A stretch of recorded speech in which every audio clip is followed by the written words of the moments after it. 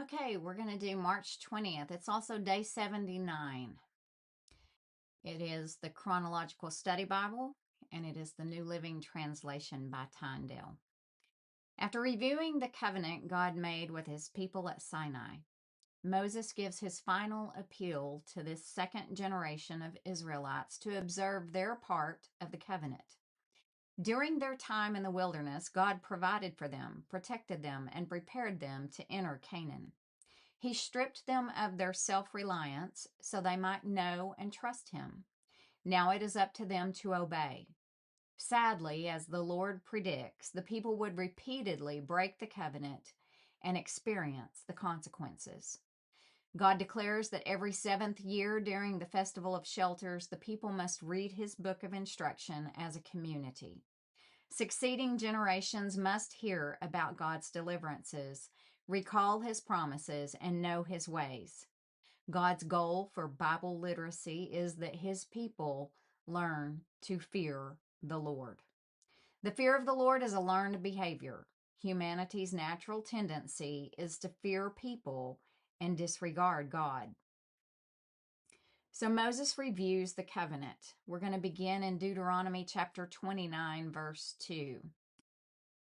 Moses summoned all the Israelites and said to them, "You have seen with your own eyes everything the Lord did in the land of Egypt to Pharaoh and to all his servants and to his whole country. All the great tests of strength, the miraculous signs, and the amazing wonders. But to this day the Lord has not given you minds that understand, nor eyes that see, nor ears that hear. For 40 years I led you through the wilderness, yet your clothes and sandals did not wear out. You ate no bread and drank no wine or other alcoholic drink, but he provided for you so you would know that he is the Lord your God. When we came here, King Sihon of Heshbon and King Og of Bashan came out to fight against us, but we defeated them. We took their land and gave it to the tribes of Reuben and Gad and to the half-tribe of Manasseh as their grant of land. Therefore, obey the terms of this covenant so that you will prosper in everything you do. All of you, tribal leaders, elders, officials, all the men of Israel, are standing today in the presence of the Lord your God. Your little ones and your wives are with you, as well as the foreigners living among you who chop your wood and carry your water. You are standing here today to enter into the covenant of the Lord your God. The Lord is making this covenant, including the curses. By entering into the covenant today, he will establish you as his people and confirm that he is your God, just as he promised you and as he swore to your ancestors, Abraham, Isaac, and Jacob. But you are not the only ones with whom I am making this covenant with its curses. I am making this covenant both with you who stand here today in the presence of the Lord our God, and also with the future generations who are not standing here today. You remember how we lived in the land of Egypt and how we traveled through the lands of enemy nations as we left.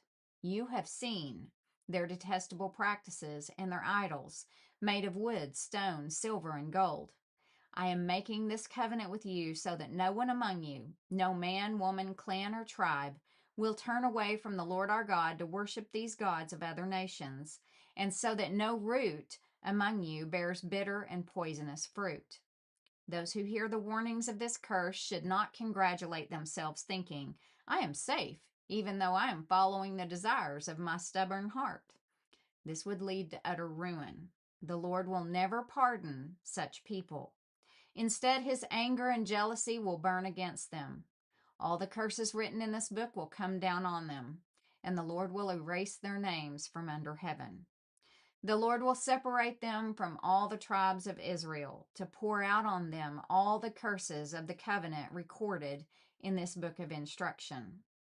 Then the generations to come, both your own descendants and the foreigners who come from distant lands, will see the devastation of the land and the diseases the Lord inflicts on it. They will exclaim, the whole land is devastated by sulfur and salt.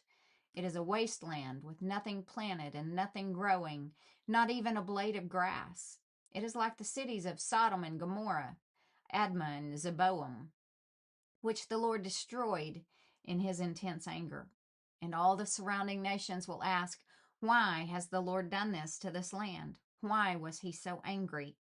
And the answer will be, this happened because the people of the land abandoned the covenant that the Lord, the God of their ancestors, made with them when he brought them out of the land of Egypt. Instead, they turned away to serve and worship gods they had not known before, gods that were not from the Lord. That is why the Lord's anger has burned against this land, bringing down on it every curse recorded in this book. In great anger and fury, the Lord uprooted his people from their land and banished them to another land, where they still live today. The Lord our God has secrets known to no one. We are not accountable for them, but we and our children are accountable forever for all that he has revealed to us, so that we may obey all the terms of these instructions. In the future, when you experience all these blessings and curses I've listed for you, and when you are living among the nations to which the Lord your God has exiled you, take to heart all these instructions. If at that time you and your children return to the Lord your God, and if you obey with all your heart and all your soul all the commands I have given you today, then the Lord your God will restore your fortunes. He will have mercy on you and gather you back from all the nations where he has scattered you. Even though you are banished to the ends of the earth, the Lord your God will gather you from there and bring you back again. The Lord your God will return you to the land that belonged to your ancestors, and you will possess that land again. Then he will make you even more prosperous and numerous than your ancestors. The Lord your God will change your heart and the hearts of all your descendants, so that you will love him with all your heart and soul, and so you may live. Love the Lord your God with all your heart, all your soul, and all your mind. He tells us that over and over and over and over and over, all through the Bible, from Genesis all the way to Revelation. The Lord your God will inflict all these curses on your enemies and on those who hate and persecute you. Then you will again obey the Lord and keep all his commands that I am giving you today. The Lord your God will then make you successful in everything you do. He will give you many children and numerous livestock, and he will cause your fields to produce abundant harvest. For the Lord will again delight in being good to you as he was to your ancestors. The Lord your God will delight in you if you obey his voice and keep the commands and decrees written in this book of instruction, and if you turn to the Lord your God with all your heart and all your soul. This command I am giving you today is not too difficult for you, and it is not beyond your reach. It is not kept in heaven, so distant that you must ask, who will go up to heaven and bring it down so we can hear it and obey? It is not kept beyond the sea, so far away that you must ask, who will cross the sea to bring it to us so that we can hear and obey? No, the message is very close at hand. It is on your lips and in your heart so that you can obey it. Now listen, today I'm giving you a choice between life and death, between prosperity and disaster. For I command you this day to love the Lord your God and to keep his commands, decrees, and regulations by walking in his ways. If you do this, you will live and multiply, and the Lord your God will bless you and the land you are about to enter and occupy. But if your heart turns away and you refuse to listen, and if you are drawn away to serve and worship other gods, then I warn you now that you will certainly be destroyed. You will not live a long, good life in the land you are crossing the Jordan to occupy. Today I have given you the choice between life and death, between blessings and curses. Now I call on heaven and earth to witness the choice you make. Oh, that you would choose life, so that you and your descendants might live. You can make this choice by loving the Lord your God, obeying him, and committing yourself firmly to him. This is the key to your life. And if you love and obey the Lord, you will live long in the land the Lord swore to give your ancestors Abraham, Isaac, and Jacob. When Moses had finished giving these instructions to all the people of Israel, he said, I am now 120 years old, and I am no longer able to lead you. The Lord has told me you will not cross the Jordan River, but the Lord your God himself will cross over ahead of you. He will destroy the nations living there, and you will take possession of their land. Joshua will lead you across the river, just as the Lord promised. The Lord will destroy the nations living in the land, just as he destroyed Sihon and Og, the kings of the Amorites. The Lord will hand over to you the people who live there, and you must deal with them as I have commanded you. So be strong and courageous. Do not be afraid, and do not panic before them. For the Lord your God will personally go ahead of you. He will neither fail you nor abandon you. Then Moses called for Joshua, and as all Israel watched, he said to him, Be strong and courageous, for you will lead these people into the land that the Lord swore to their ancestors he would give them. You are the one who will divide it among them as their grants of land. Do not be afraid or discouraged, for the Lord will personally go ahead of you. He will be with you. He will neither fail you nor abandon you. So Moses wrote this entire body of instruction in a book and gave it to the priest who carried the ark of the Lord's covenant and to the elders of Israel. Then Moses gave them this command. At the end of every 7th year, the year of release, during the festival of shelters, you must read this book of instruction to all the people of Israel when they assemble before the Lord your God at the place he chooses. Call them all together, men, women, children, and the foreigners living in your towns, so they may hear this book of instruction and learn to fear the Lord your God and carefully obey all the terms of these instructions. Do this so that your children who have not known these instructions will hear them and will learn to fear the Lord your God. Do this as long as you live in the land you are crossing the Jordan to occupy. Then the Lord said to Moses, The time has come for you to die. Call Joshua and present yourselves at the tabernacle, so that I may commission him there. So Moses and Joshua went and presented themselves at the tabernacle. And the Lord appeared to them in a pillar of cloud that stood at the entrance to the sacred tent. The Lord said to Moses, You are about to die and join your ancestors.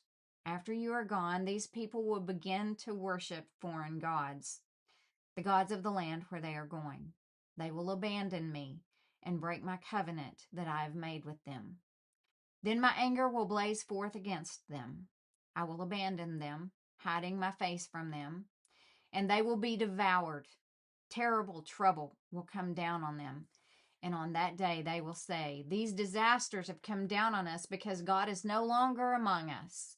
At that time I will hide my face from them on account of all the evil they commit by worshiping other gods. So write down the words of this song and teach it to the people of Israel. Help them learn it, so it may serve as a witness for me against them. For I will bring them into the land I swore to give their ancestors, a land flowing with milk and honey. There they will become prosperous, eat all the food they want, and become fat. But they will begin to worship other gods. They will despise me and break my covenant. And when great disasters come down on them, this song will stand as evidence against them, for it will never be forgotten by their descendants. I know the intentions of these people even now, before they have entered the land I swore to give them. So that very day Moses wrote down the words of the song and taught it to the Israelites. Then the Lord commissioned Joshua, son of Nun, with these words, Be strong and courageous, for you must bring the people of Israel into the land I swore to give them. I will be with you. When Moses had finished writing this entire body of instruction in a book, he gave this command to the Levites who carried the ark of the Lord's covenant. Take this book of instruction and place it beside the ark of the covenant of the Lord your God, so it may remain there as a witness against the people of Israel. For I know how rebellious and stubborn you are. Even now, while I am still alive and am here with you, you have rebelled against the Lord. How much more rebellious will you be after my death? Now summon all the elders and officials of your tribes so that I can speak to them directly and call heaven and earth to witness against them.